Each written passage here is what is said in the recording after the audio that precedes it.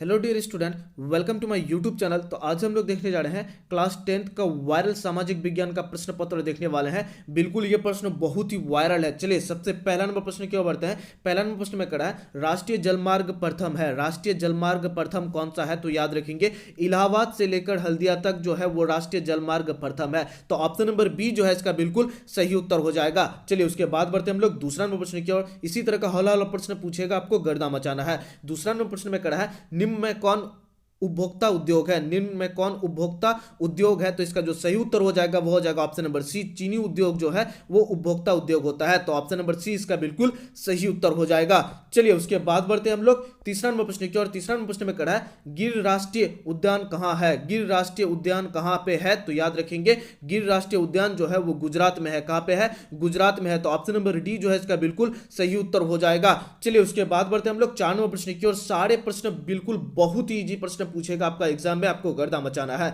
4 number प्रश्न में करा है प्रथम पृथ्वी सम्मेलन कहां आयोजित हुआ? प्रथम पृथ्वी सम्मेलन कहां पे आयोजित हुआ? तो याद रखेंगे रिया डी जेनेरियो में। कहां पे? रिया डी जेनेरियो में। ऑप्शन नंबर ए जो है इसका बिल्कुल सही उत्तर हो जाएगा। चलिए उसके बाद बढ़ते हम लोग 5 नंबर प्रश्न की ओर। इसी तरह का हौला हौला प्रश्न पूछेगा, आपको गर्दा मचाना है। 5 नंबर प्रश्न में करा है निम्न में कौन खड़ी फसल है? निम्न में कौन खड़ी फसल है? तो याद रखेंगे कपास जो है वो खड़ी फसल होता है। कौन? कपास। ऑप्शन नंबर डी जो है इसका बिल्कुल सही उत्तर हो जाएगा। चलिए उसके बाद बढ़ते हम लोग 6 नंबर प्रश्न की ओर। 6 नंबर प्रश्न में करा है बांध को आधुनिक भारत का मंदिर किसने कहा? बांध को आधुनिक भारत का मंदिर किसने कहा? तो याद रखेंगे पंडित जवाहरलाल नेहरू ने कहा था। किसने कहा था?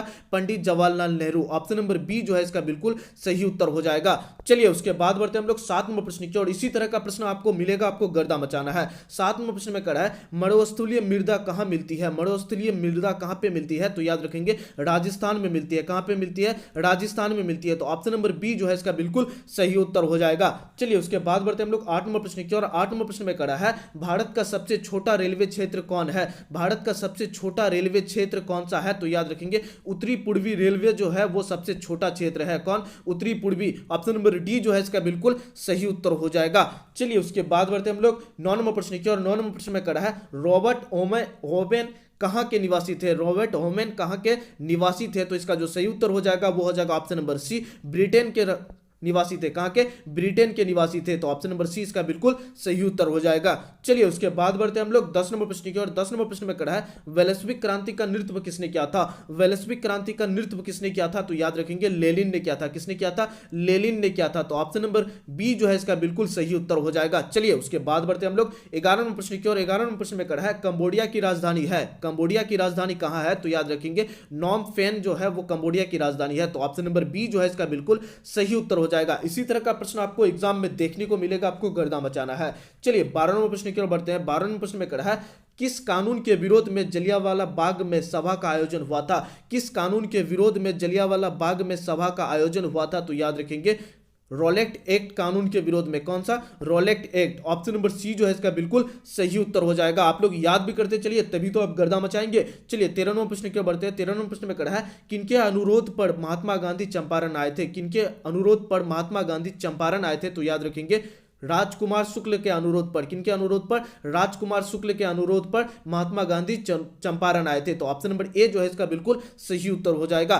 चलिए उसके बाद बढ़ते हम लोग 14 नंबर प्रश्न की ओर। 14 नंबर प्रश्न में करा है वल्लभ भाई पटेल को सरदार की उपाधि किस किसान आंदोलन के दौरान दी गई थी? वल्लभ भाई पटेल को सरदार की उपाधि किस किसान आंदोलन के दौरान दी गई थी? तो याद रखेंगे बरदोली किसान आंदोलन के दौरान। कौन सा आंदोलन के दौरान? बरदोली। ऑप्शन नंबर ए जो है इसका बिल्कुल सही उत्तर हो जाएगा।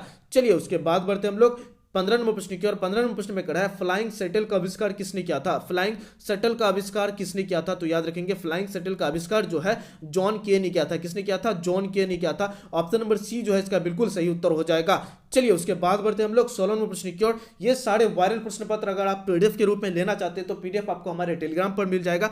टेलीग्राम का लिंक आपको हमारे डिस्क्रिप्शन पर दिया गया है, बिल्कुल आप ज्वाइन हो जाइए और चैनल को सब्सक्राइब करना तो बिल्कुल भी ना भूलिए, कि आपको सारे वायरल प्रश्न पत्र आपको हमारे ही चैनल पर मिलेगा। 16 नंबर प्रश्न में बढ़ते हैं हम लोग। चलिए 16 नंबर प्रश्न में करा है भारत में पहली जूट मिल कहां स्थापित की गई? भारत में प्रथम जूट मिल कहाँ पे स्थापित की गई? तो इसका जो सही उत्तर हो जाएगा वो हो जाएगा कलकत्ता में स्थापित की गई। कहाँ पे? कलकत्ता में। ऑप्शन नंबर ए जो है इसका बिल्कुल सही उत्तर हो जाएगा। चलिए उसके बाद बढ़ते हैं हम लोग 17वें प्रश्न की और 17वें प्रश्न में कड़ा है इटली के एकीकरण में निम्न में किसने योगदान किया था? किसने योगदान किया था? निम्न में कौन योगदान दिया था इटली के एकीकरण में? मेजनी ने भी दिया था, गेरिबाल्डी ने भी दिया था और काउंट काबूर ने भी दिया था। तो इसका जो सही उत्तर हो जाएगा वो हो जाएगा ऑप्शन नंबर डी, इनमें से सभी ने दिया था। कौन कौन दिया था? मेजनी, गेरिबाल्डी और काउंट काबर तीनों ने दिया था। तो इसका सही उत्तर क्या हो जाएगा? ऑप्शन नंबर डी, इनमें से सभी ने दिया था। चलिए उसके बाद बढ़ते हैं हम लोग 18वें प्रश्न की ओर। 18वें प्रश्न में कड़ा है भारत में 1 रुपए का नोट जारी करता है। भारत में 1 रुपए का नोट जारी कौन करता है? तो याद रखेंगे वित्तीय विभाग करता है। कौन करता है? वित्तीय विभाग करता है। ऑप्शन नंबर सी जो है इसका बिल्कुल सही उत्तर हो जाएगा। चलिए उसके बाद बढ़ते हैं हम लोग 19वें प्रश्न की ओर। 19वें प्रश्न में कड़ा है प्राथमिक क्षेत्र में कौन सी आर्थिक क्रिया शामिल है? प्राथमिक क्षेत्र में कौन सी आर्थिक क्रिया शामिल है? कृषि भी शामिल है, खनन भी शामिल है और पशुपालन भी शामिल है। तो इसका जो सही उत्तर हो जाएगा वो हो जाएगा ऑप्शन नंबर डी, इनमें से सभी शामिल है। तो ऑप्शन नंबर डी जो है इसका बिल्कुल सही उत्तर हो जाएगा। चलिए उसके बाद बढ़ते हम लोग 20 नंबर प्रश्न की ओर। 20 नंबर प्रश्न में कड़ा है निम्न में कौन शाख मुद्रा का उदाहरण है? निम्न में कौन शाख मुद्रा का उदाहरण है? तो सही उत्तर हो जाएगा option number B, bank draft जो है वो शाख मुद्रा का उदाहरण है। तो ऑप्शन नंबर 20 का बिल्कुल सही उत्तर हो जाएगा बैंक ड्राफ्ट। चलिए उसके बाद बढ़ते हम लोग 21 नंबर प्रश्न की ओर। 21 नंबर प्रश्न में कड़ा है विश्व व्यापार संगठन की स्थापना कब हुई? विश्व व्यापार संगठन की स्थापना कब हुई? तो याद रखेंगे 1905 ईस्वी में हुआ। कब हुआ था? 1905 ईस्वी में हुआ था। तो ऑप्शन नंबर सी जो है इसका बिल्कुल सही उत्तर हो जाएगा। चलिए उसके बाद बढ़ते हम लोग 22 नंबर प्रश्न की ओर। 22 नंबर प्रश्न में कड़ा है 2011 की जनगणना के अनुसार भारत की आबादी थी। 2011 की जनगणना के अनुसार भारत की आबादी कितनी थी? तो याद रखेंगे 121 करोड़ थी। कितनी थी? 121 करोड़। ऑप्शन नंबर बी जो है इसका बिल्कुल सही उत्तर हो जाएगा। चलिए उसके बाद बढ़ते हम लोग 23 नंबर प्रश्न की ओर। 23 नंबर प्रश्न में कड़ा है कृषि उत्पाद की गुणवत्ता सुनिश्चित करने का मान्यता प्राप्त चिन्ह है। कृषि उत्पाद की गुणवत्ता सुनिश्चित करने का मान्यता प्राप्त चिन्ह कौन सा है? तो याद रखेंगे एक मार्ग जो है वो कृषि उत्पाद की गुणवत्ता सुनिश्चित करने का चिन्ह है। तो ऑप्शन नंबर सी जो है इसका बिल्कुल सही उत्तर हो जाएगा। चलिए उसके बाद बढ़ते हम लोग 24 नंबर प्रश्न की ओर। 24 नंबर प्रश्न में कड़ा है केंद्रीय सांख्यिकी संगठन की स्थापना कब हुई? केंद्रीय सांख्यिकी संगठन की स्थापना कब हुई? तो याद रखेंगे 1950 ईस्वी में हुआ था। कब हुआ था? 1950 ईस्वी में हुआ था। तो ऑप्शन नंबर ए जो है इसका बिल्कुल सही उत्तर हो जाएगा। चलिए उसके बाद बढ़ते हम लोग 25 नंबर प्रश्न की ओर। 25 नंबर प्रश्न में कड़ा है वायु परिवहन का राष्ट्रीयकरण कब किया गया? वायु परिवहन का राष्ट्रीयकरण कब किया गया? तो याद रखेंगे 1953 में किया गया था। कब किया गया था? 1953 में किया गया था। तो ऑप्शन नंबर डी जो है इसका बिल्कुल सही उत्तर हो जाएगा। इसी तरह का प्रश्न आपको एग्जाम में देखने को मिलेगा, आपको गर्दा मचाना है। चलिए 26 नंबर प्रश्न के बढ़ते हैं। 26 नंबर प्रश्न में कड़ा है विश्व का प्राचीनतम परिवहन का साधन है। विश्व का प्राचीनतम परिवहन का साधन कौन सा है? तो याद रखेंगे जल परिवहन जो है विश्व का प्राचीनतम परिवहन का साधन है। तो ऑप्शन नंबर ए जो है इसका बिल्कुल सही उत्तर हो जाएगा। चलिए उसके बाद बढ़ते हैं हम लोग 27 नंबर प्रश्न की ओर। 27 नंबर प्रश्न में कड़ा है मोर मुगाव बंदरगाह कहाँ है? मोर मुगाव बंदरगाह कहाँ पे है? तो याद रखेंगे कहाँ पे है? कर्नाटक में है। कहां पे है? कर्नाटक में है। तो ऑप्शन नंबर ए जो है इसका बिल्कुल सही उत्तर हो जाएगा। चलिए उसके बाद बढ़ते हैं हम लोग 28 नंबर प्रश्न की ओर। 28 नंबर प्रश्न में करा है कांडला विशेष आर्थिक क्षेत्र कहां है? कांडला विशेष आर्थिक क्षेत्र कहां पे है? तो याद रखेंगे गुजरात में है। कहां पे है? गुजरात में है। तो ऑप्शन नंबर डी जो है इसका बिल्कुल सही उत्तर हो जाएगा। चलिए उसके बाद बढ़ते हम लोग 29 नंबर प्रश्न की ओर। 29 नंबर प्रश्न में करा है कहलगांव तापीय विद्युत परियोजना कहां है? कहलगांव तापीय विद्युत परियोजना कहां पे है? तो याद रखेंगे भागलपुर में है। कहां पे है? भागलपुर में है। तो ऑप्शन नंबर ए जो है इसका बिल्कुल सही उत्तर हो जाएगा। चलिए उसके बाद बढ़ते हैं हम लोग 30 नंबर प्रश्न की ओर। 30 नंबर प्रश्न में कड़ा है जल विरयन संबंधित था। जल विरयन संबंधित किसका था? तो याद रखेंगे व्यापारियों से संबंधित था। किससे संबंधित था? व्यापारियों से संबंधित था। ऑप्शन नंबर बी जो है इसका बिल्कुल सही उत्तर हो जाएगा।